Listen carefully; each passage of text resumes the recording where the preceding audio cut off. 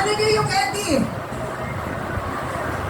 Sino po yung Eddie? Nakasama ko po siya. Kinakasama niyo. Gaano niyo na siya katagal kinakasama? 3 taon na po.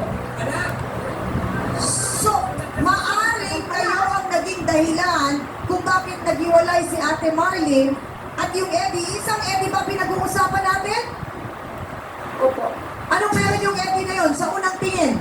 Mabait pa. Hindi, ang unang tingin. Ano, paano mo malalaman na si Eddie yun? Magaling man magkulay. Hindi, sa unang tingin. Anong guwapo kay Eddie? Paano mo malalaman si Eddie nga? Sa mata, sa ilong? Anong maganda sa kanya? Ang nagustuhan ko lang po sa kanya, mabait siya. Bakit parang wala naman ako narinig kung guwapo yung Eddie? Mabait lang!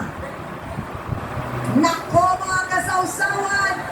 Eto na naman! Dalawang babae ang parehong nagmahal sa Uragon daw! Ano ba talaga? Malalaman nga natin ang kwento naman ng pag-ibigan ni Ate Yoli at Mang Eddie. Tutukan po ninyo magbabalik ang...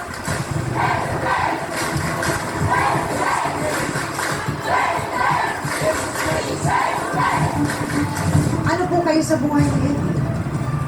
Ano po? Bali, boyfriend ko.